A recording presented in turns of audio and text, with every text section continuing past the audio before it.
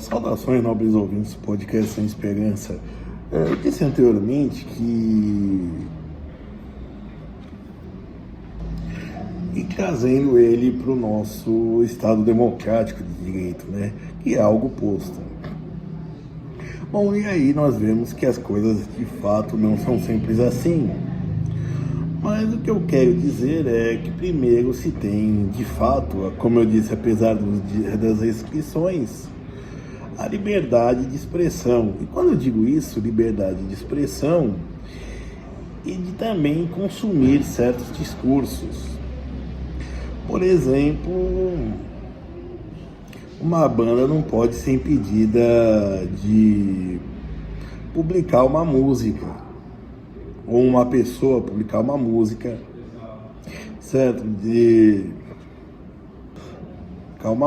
escrever um livro, compartilhar ele e até mesmo, por exemplo, imprimir e vender esse livro, comercializar ele. Eu posso dar um exemplo, é o Nessahan Alita. Eu duvido que haja algum livro dele impresso em formato brochura. No entanto, um autor que circula por aí. Isso sem falar em músicas que são compartilhadas, como eu disse anteriormente, o streaming não acabou com a pirataria. Então, essa liberdade de expressão, e no sentido de falar e ser ouvido, é um exemplo de que ainda há. Pode haver sanções, claro, porque estamos no direito e se expressar se tornou uma concessão, mas ainda assim ainda há liberdade, e isso independente de qual discurso seja, certo? E não que eu esteja defendendo posições, por exemplo, nazistas ou racistas, mas estou dizendo que até para elas há de certa maneira uma abertura. Outra liberdade que pode parecer um pouco mais ainda restrita é a liberdade de se empreender. Como assim? Por exemplo, você pode hoje, com meios eletrônicos, que talvez sofram restrições, você pode fazer comércio sem, por exemplo, ter uma empresa aberta. Obviamente você não vai, por exemplo, abrir uma empreiteira sem CNPJ, mas, por exemplo, fazer tijolos artesanais, por exemplo, é possível. Como se faz, por exemplo, uma mulher com bolo de pote. Ou, por exemplo, uma pessoa que vende via Instagram, você paga via Pix ou uma outra forma que seja, e aí ela te envia, certo? Como em outras formas, mas, além de ser produtos e serviços.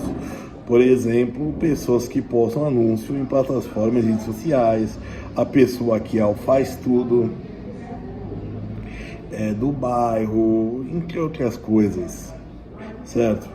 Que é conhecido pelo seu serviço de qualidade. E tudo isso gera expõe essa liberdade de se empreender, certo? E conforme você ganha o nome, você também é tudo de modo informal, vai crescendo a sua notariabilidade. Perfeito. Outra característica, outra liberdade que nós temos no Estado de Direito, que ainda não foram cerceadas, é a liberdade de nos relacionarmos. A gente pode casar, se arrumar com qualquer pessoa, com exceção, é claro, das nossas sogras ou sogros, para quem for divorciado. Mas isso daí é algo à parte, quem vai querer se casar com a sogra, por exemplo. E se a gente já dispensou a filha ou o filho, então o sogro. Oi, Bruno, tudo bom? Tudo. Vou deixar aqui. Claro que ninguém vai se casar com a sogra. Mas antes não tínhamos, por exemplo, disquete. E até o caso de não se relacionar. Muitas mulheres não querem casar, hoje isso ainda continua, de certa maneira, um fetiche de certos homens já balzacos. A mulher de 30 anos só quer casar se ela não tiver uma fonte de renda melhor. Mas isso é assunto para outro vídeo. E isso que é algo importante, você não agindo com sensatez, com o mínimo de vergonha na cara, né? Claro que isso é fator moral impeditivo.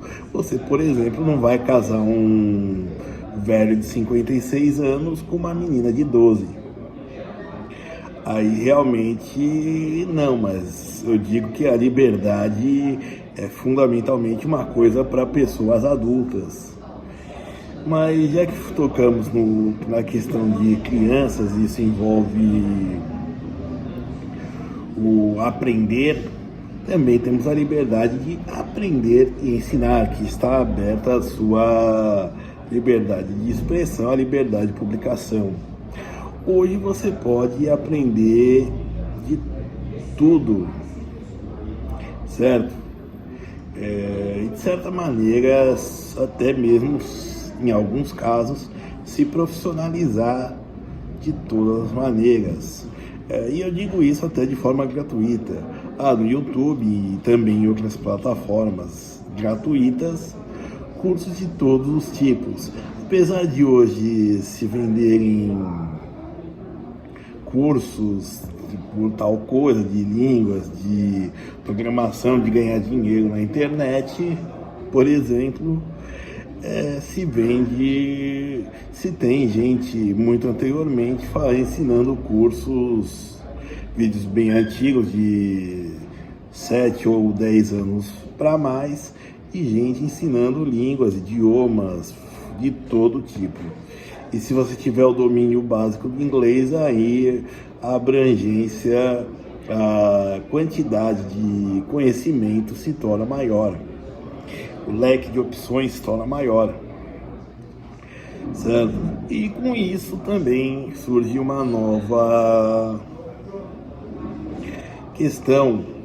Você também é livre para ensinar o que você sabe. Certo? Você sabe, como por exemplo eu, história, eu ensino um pouco de história.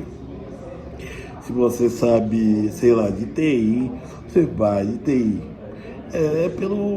Talvez nem tanto, por exemplo, por uma ideia de se ganhar dinheiro, mas pelo prazer de fazer algo. Para mim, por exemplo, esse canal é um hobby, é uma maneira alternativa de a sala de aula onde eu ensino o que eu quero e da forma que eu quero, certo? Não necessariamente com os recursos que eu quero, mas ainda assim é muito válido. E por fim, também tem a liberdade de se trabalhar, certo? De contratar e ser contratado. Obviamente, para uma pessoa de 40 anos que só tem o ensino médio, essa liberdade, infelizmente, está tolhida. Às vezes até profissionais com um pouco mais de qualificação, uma faculdade, uma pós, mas com 40 anos ou mais está mais dificultado. Entretanto, se você é jovem, você não precisa nem ter, além da formação do médio, ou seja, que comprova que você sabe ler, escrever e fazer as 4 operações básicas para, por exemplo, aprender TI. Por isso eu até já disse antes que a TI, os cursos de tecnologia da informação são um dos que mais abandonos, porque como ele está dentro do campo do Estado de Direito, ele consequentemente é uma coisa burocrática, ele também está engessado. As ementas, os currículos estão engessados. e não acompanham uma transformação que acontece de modo virulento e constante. Por exemplo, para citar, em março, mais ou menos, de 2022, de 2023, perdão, que foram lançados ChatGPTs e outras inteligências artificiais que formam texto e imagem. Você tinha, por exemplo, rostos deformados, mãos com 7 ou 8 dedos, e hoje tudo isso mais já dentro de mais fidedigno, mais bem feito, além de termos ferramentas também igualmente open source, ou seja, de distribuição livre. A internet, diga-se de passagem, é um ambiente livre. E assim, no Estado de Direito é isso, a liberdade tem limitações, isso daí é inevitável.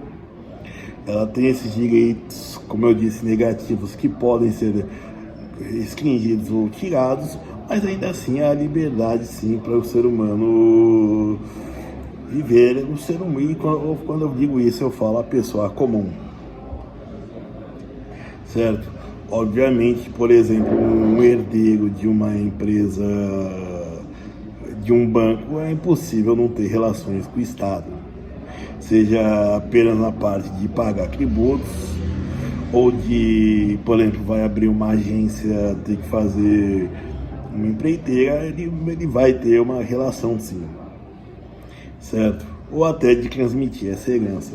Mas eu falo isso a nível de cidadãos acebolados como eu, e acredito que como você, certo? Obrigado.